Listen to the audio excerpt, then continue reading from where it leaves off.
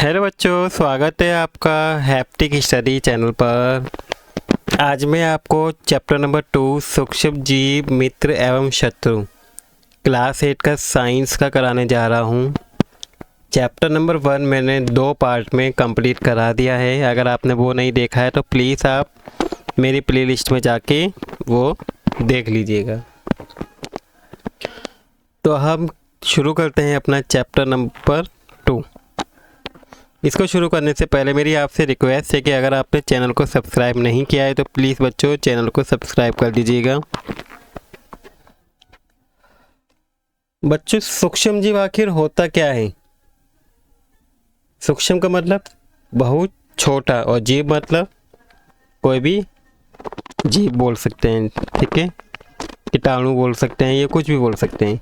तो ऐसे जीव जो बहुत छोटे होते हैं उन्हें हम सूक्ष्म जीव कहते हैं, जिनको हम आंखों की सहायता से भी नहीं देख सकते।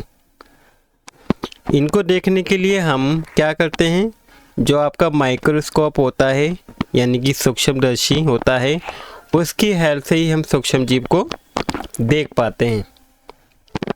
जिसे आप अपने आसपास के स्थानों पर पौधे, जंतु सहित अनेक सजीव देखे होंगे, परंतु कुछ ऐसे भी जीव होते हैं बच्चों जो हम बिना यंत्र की सहायता से देख ही नहीं सकते।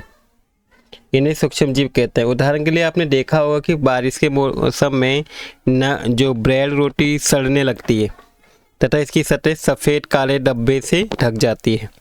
इन धब्बों को आवर्धक लेंस की अगर सहायता से आप देखोगे, आवर्धक लेंस की, तो आपको काले रंग की गोल सूक्ष्म जीव दिखाई देंगे। तो नेक्स्ट हमारा सूक्ष्म जीव आता है।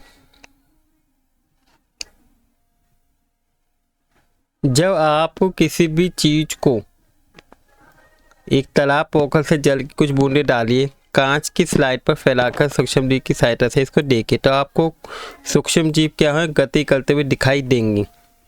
इन परीक्षणों से हमें यही पता चलता है कि मिट्टी एवं पानी में क्या होता है, बहुत ज़्यादा छोटे छोटे सूक्ष्म जीव होते हैं।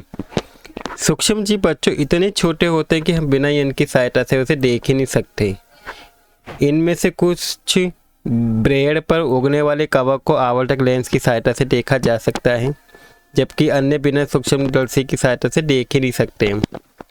यही कारण है कि उन्हें सूक्ष्म जीव कहते हैं, ठीक है। तब आपको समझ में आ गया होगा बच्चों कि सूक्ष्म जीव क्या होता है। एक ऐसे जीव जो बिना उपकरण की सहायता से या आवर्धक लेंस की सहायता से नहीं देखे जा सकते, उन्हें हम सूक्ष्म जीव कहते हैं।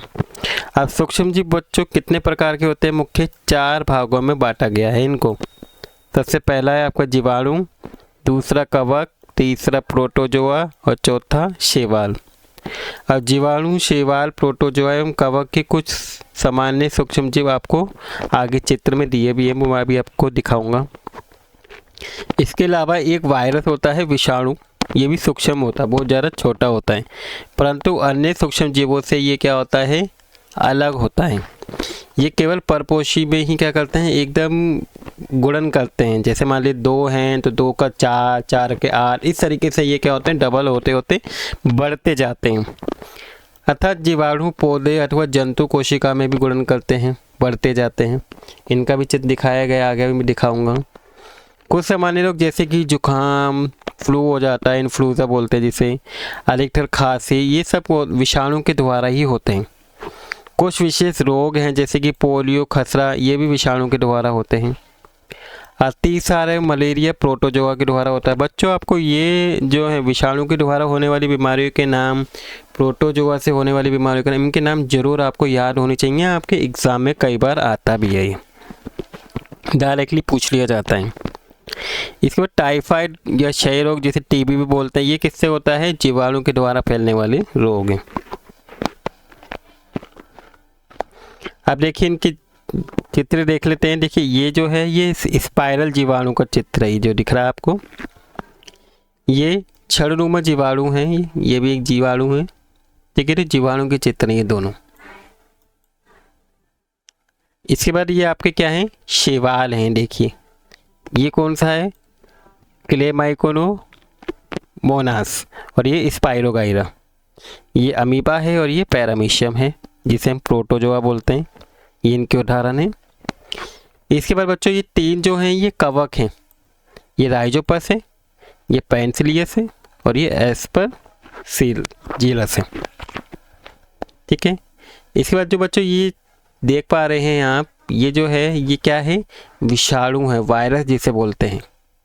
ठीक है, ये जो डायग्राम विषाणु का है, इस तरह से विषाणु दिखते हैं। अब जो बच्चों ये जो सूक्ष्म जीव होते हैं, ये आखिर रहते कहाँ हैं?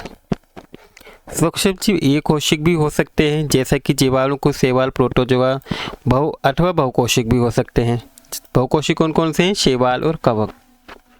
ये बर्फीली शीट से उष्ण स्रोतों तक हर प्रकार की परिस्थिति में जीवित रह सकते हैं। ये ठंडे जगह पे भी रह सकते हैं बच्चों, और ये गर्म जगह में भी पाए जाते हैं। ये मरुस्थल दलदल में भी पाए जाते हैं। ये मनुष्य सहित सभी जंतु के शरीर के अंदर भी पाए जाते हैं ये विषाणु सूक्ष्म जीव। कुछ सूक्ष्म जीव दूसरे सजीवों पर आश्रित भी रहते हैं, निर्भर भी रहते हैं, जबकि कुछ ऐसे हैं जो स्वतंत्र रूप से इजीली पाए जाते हैं। अमीबा जैसा जो सूक्ष्म जीव है ये अकेला रह सकता है, जबकि कुछ कवक ऐसे हैं जो ग्रुप में रहते हैं, समूह में रहते हैं। जैसे कवक है वो हमेशा क्या पाया जाता है? समूह में पाया जाता है। इसके बाद सूक्ष्म जीव और हम। सूक्ष्म जीव हमारे जीवन में एक महत्वपूर्ण भूमिका निभाता है। इनमें से कुछ हमारे लिए बहुत क्या होते हैं, फायदेमंद भी होते हैं बच्चों, और कुछ हमारे लिए हानिकारक भी होते हैं, जो बीमारी के कारण बन जाते हैं। तो हम इसी को समझेंगे। जैसे मित्र व सूक्ष्म जीव यानी कि फायदेमंद कैसे हैं ये? सूक्ष्म जीव विभिन्न कार्यों में उपयोग किए जाते हैं, जैसे दही, ब्रेड, केक बनाने में हम इसका यूज़ करते हैं। प्राचीन काल से ही सूक्ष्म जीव का उपयोग अल्कोहल बनाने में भी किया जा रहा है। पर्यावरण को स्वच्छ रखने के लिए भी हम इसका यूज़ करते हैं। जैसे कार्बोनेट अवशिष्ट सब्जियों के छिलके होते हैं, जंतु, इनका अपघटन करने के लिए हम जीवाणुओं का यूज़ करते हैं। तथा हानिरहित पदार्थ बनते हैं। स्मरण कीजिए कि जीवाणु का उपयोग औषधि उत्पादन, कृषि में मृदा की उर्वरता में भी वृद्धि करने में भी, मतलब दवाई बनाने में भी किया जाता है बच्चों। जो हमने उर्वरक और खाद पढ़ा था, अपने फर्स्ट चैप्टर में पढ़ा था, उसको बनाने में भी हम इनका यूज़ करते हैं। ठीक है, जिससे नाइट्रोजन स्थिरीकरण होता है, इनमें वृद्धि करने में भी हेल्प करता है। अब दही और ब्रेड क्या है? ये सूक्ष्म जीव के कारण ही बन पाते हैं। ठीक है, हमने 7th क्लास में ही पढ़ा था। जैसे आपने देखा भी होगा, मम्मी अपनी मदर को दूध से दही जमाते हुए, माँ को गर्म गुनगुने दूध में क्या होते, थोड़ा सा दही मिलाते हुए देखा होगा। इससे दही क्या होती है? जम जाती है। तो आपको चौंकते होंगे कि आखिर दूध में थोड़ी सी दही मिला के क्या हो जाता है, एकदम से पूरी दही जम जाती है। तो दही में क्या होता है बच्चों, छोटे छोटे से सूक्ष्म जीव होते हैं। और वो कौन सा सूक्ष्म जीव होता है? लैक्टोबैसिलस नामक जीवाणु इसके अंदर पाया जाता है। ये आपको एक याद करने वाली चीज़ है, एग्जाम में ये भी पूछा गया कि दही में कौन सा सूक्ष्म जीव पाया जाता है, तो लैक्टोबैसिल जीवाणु है जो पाया जाता है। अभी हमने पढ़ा कि ये क्या करते हैं, एकदम से गुणन करते हैं, जो दूध को दही में परिवर्तित करने में हेल्प करता है। यह जो है दूध में जनन करके उसे दही में परिवर्तित, कई सारे बन जाते हैं एकदम से, और दही बन जाती है। जीवाणु पनीर, अचार एवं अनेक खाद्य पदार्थ बनाने में भी हेल्प करता है। जैसे सूजी, इडली, भटूरे का एक महत्वपूर्ण संघटक दही है। इनको बनाने के लिए हम क्या करते हैं? दही का ही यूज़ करते हैं। जीवाणु और ईस्ट चावल के आटे को किण्वन में सहायता करते हैं। इससे क्या बनता है? इडली और डोसा बनता है। देखा होगा कि एक बर्तन में आधा किलो क्या लिया, आटा लिया, और मैदा लेकर उसमें थोड़ी सी क्या डाली, चीनी डालकर गर्म जल से मिलाया। इसमें थोड़ी मात्रा में ईस्ट पाउडर भी मिलाया। 2 घंटे बाद हम क्या देखते हैं? ठीक है, ये फूल जाता है। देखिए ये फूल गया 2 घंटे बाद। तो ईस्ट तीव्रता से क्या करता है? जनन करके श्वसन के दौरान कार्बन डाइऑक्साइड उत्पादित करता है ये, और गैस के बुलबुले खमीर वाले मैदे का आयतन बढ़ा देते हैं, जिससे क्या होता है, ये बेकिंग उद्योग में ईस्ट का उपयोग होता है। बेकिंग में भी किया जाता है, पेस्ट्री बनाने में, केक बनाने में। जैसे केक फूल जाता है, पेस्ट्री फूल जाती है। ठीक है, तो इनमें ईस्ट का यूज़ करता है, जो क्या करते हैं, CO2 गैस छोड़ते हैं, और उससे क्या होती है, इनका आयतन बढ़ जाता है। अब बच्चों सूक्ष्म जीव को वाणिज्य उपयोग भी किया जाता है, यानी कि कॉमर्शियल यूज़ भी किया जाता है इसका। बड़े स्तर पर जैसे अल्कोहल बनानी है, शराब बनानी है, एसिटिक एसिड के उत्पादन में भी सूक्ष्म जीव का यूज़ किया जाता है। गेहूँ, चावल, फलों के रस में भी इसका यूज़ किया जाता है। प्राकृतिक शर्करा में ईस्ट द्वारा अल्कोहल तथा शराब का उत्पादन किया जाता है।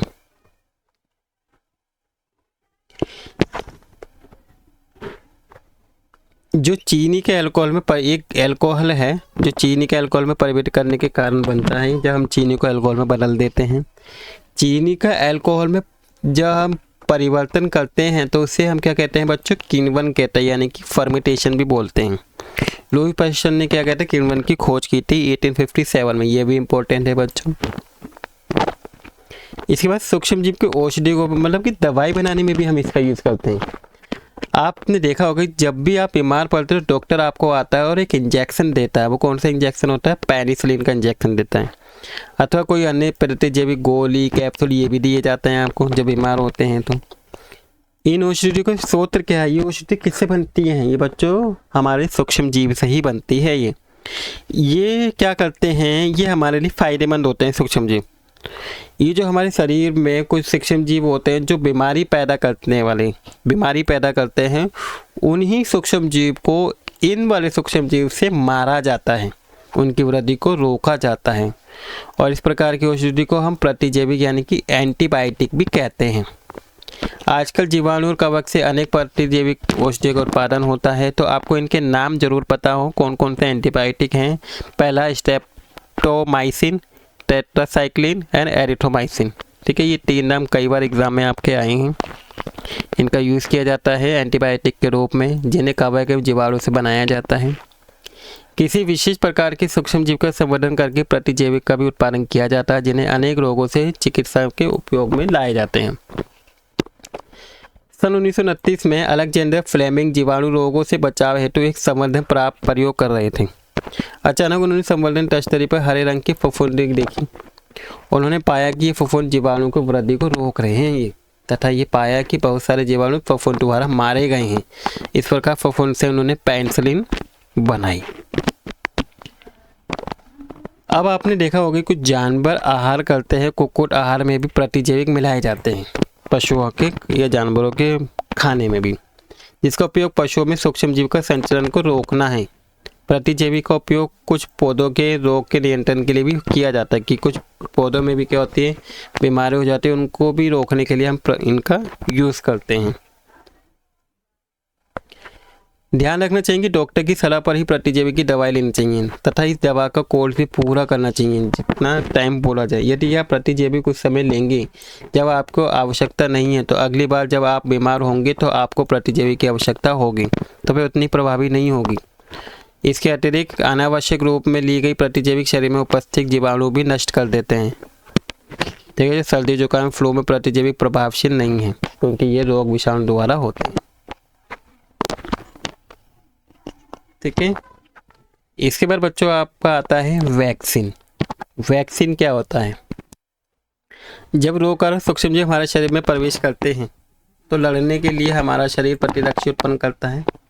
शरीर को ये भी स्मरण रहता है कि वही सूक्ष्म जीव अगर हमारे शरीर में पूरे प्रवेश करता है तो उससे किस प्रकार लड़ा जाए। अतः यदि मृत अथवा निष्क्रिय सूक्ष्म जीव स्वस्थ व्यक्ति के शरीर में प्रविष्ट कराया जाए तो शरीर की कोशिका उसी के अनुसार लड़ने की प्रतिरक्षा उत्पन्न करके रोग कारक को नष्ट कर देती है। ये प्रतिरक्षा हमारे शरीर में सदा के लिए बनी रहती है तथा रोग कारक सूक्ष्म जीव से हमारी सदा के लिए सुरक्षा होती है। इस प्रकार जो ये टीका है, ये वैक्सीन काम करता है, जैसे हेरा, श्रेय, चेचक, हेपेटाइटिस अनेक बीमारियों के क्या है, टीके के द्वारा रोका गया है। अब जैसे एडवर्ड जेनर हैं, इन्होंने चेचक की वैक्सीन की इन्वेंशन की थी सन 1798 में। आपने देखा होगा कि बचपन में भी आपको कई प्रकार के रोगों से रक्षा करने के लिए वैक्सीन दी गई होगी, जरूर दी गई, हर बच्चे को दी जाती है। इन रोगों की सूची तैयार करनी है आपको। ठीक है, इसके लिए आप अपने माता पिता की मदद ले सकते हैं। सभी बच्चों को इन रोगों से सुरक्षा की आवश्यकता होती है। शुरुआत में जो इंजेक्शन लगते हैं तो कुछ बीमारी होती हैं, इनसे बचने के लिए आपको ये दी जाती है ताकि आपको कोई बीमारी ना हो आगे जाके। आवश्यक टीके निकट के अस्पताल में उपलब्ध हो जाते हैं। बच्चों को पोलियो से बचाने के लिए भी क्या करते हैं, आप टेलीविज़न समाचार पत्रों में देखते भी होंगे विज्ञापन, पल्स पोलियो। पोलियो ड्रॉप बच्चों को दिया जाने वाला वास्तव में क्या है, वैक्सीन ही है जो पोलियो ड्रॉप पिलाई जाती है ताकि उसे इन फ्यूचर में जाके, भविष्य में जाके उसको कभी पोलियो ना हो। चेचक के विरुद्ध विश्वव्यापी अभियान भी चलाया गया था, जिसके परिणाम स्वरूप विश्व के अधिकांश भागों में चेचक का उन्मूलन भी हुआ। आजकल सूक्ष्म जीव से टीके का उत्पादन बड़े स्तर पर किया जाता है, बड़े ही स्तर पे, जिसमें मनुष्य एवं अनेक प्रकार के जंतुओं को अनेक रोगों से बचाया भी जाता है। कुछ जीवाणु एवं नीले हरे शैवाल वायुमंडलीय नाइट्रोजन का स्थिरीकरण करते हैं और इस प्रकार मृदा में नाइट्रोजन का संवर्धन भी होता है तथा उसकी उर्वरता में वृद्धि भी होती है। इन्हें सामान्य क्या बोलते हैं बच्चों? इसी को नाइट्रोजन स्थिरीकरण कहते हैं, जब इनकी नाइट्रोजन की क्या होती है? उर्वरता में वृद्धि होती है। देखिए अब यहाँ पे कुछ चित्र दिए हुए हैं, देखिए नाइट्रोजन स्थिरीकरण, साइनोबैक्टीरिया, एक नीले हरे शैवाल देखिए। इसके बाद है हमारा नेक्स्ट टॉपिक है पर्यावरण का शुद्धिकरण। आपने विद्यालय के माली को देखने के बाद पहली बूझो दूसरे विद्यार्थियों ने घर बगीचे से फल सब्जियों का कचरा इकट्ठा किया, उसका निपटान करने के लिए गड्ढे में डाल दिया। कुछ समय बाद देखा कि इसका विघटन से खाद में बदल गया। तो ये कैसे बदल गया? दोनों गमलों की वस्तु में कोई अंतर दिखाई दे। देखिए यहाँ पे दिया हुआ 2 गमले लेकर प्रत्येक को मिट्टी से आधा कर दीजिए, इन्हें ए और बी नाम दीजिए।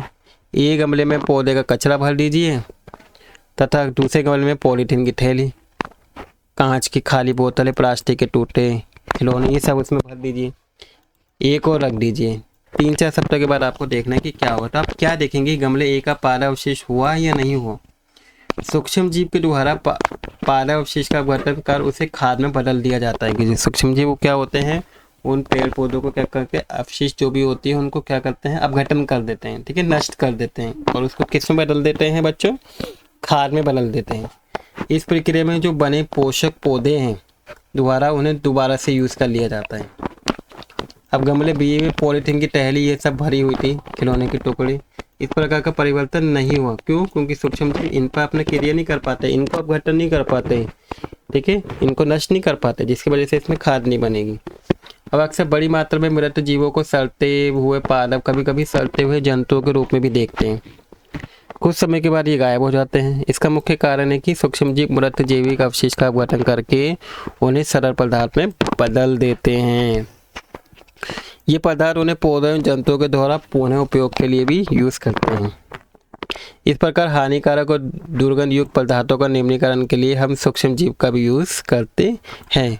पर्यावरण शुद्धिकरण भी इससे होता है कि कोई भी वेस्टेज है वो क्या करते हैं? उन वेस्टेज को नष्ट करने का काम भी सूक्ष्म जीव करते हैं, ठीक है बच्चों। इसके बाद हमारा आता है हानिकारक सूक्ष्म जीव। इस टॉपिक को मैं अपने पार्ट 2 में कराऊंगा। पार्ट 1 में हम इतना ही रखते हैं। आई होप आपको आज के कराए हुए टॉपिक आपको अच्छे से समझ में आ गए होंगे। अगर बच्चों किसी प्रकार का कोई डाउट हो तो आप मुझसे डायरेक्टली कमेंट सेक्शन में भी पूछ सकते हैं। आई होप आपको बच्चों वीडियो अच्छी लगी होगी। अगर वीडियो अच्छी लगी तो बच्चों प्लीज़ वीडियो को लाइक कर दीजिएगा और अगर आपने अभी तक इस चैनल को सब्सक्राइब नहीं किया है बच्चों तो प्लीज़ चैनल को भी सब्सक्राइब कर दीजिएगा। Thank you for watching video.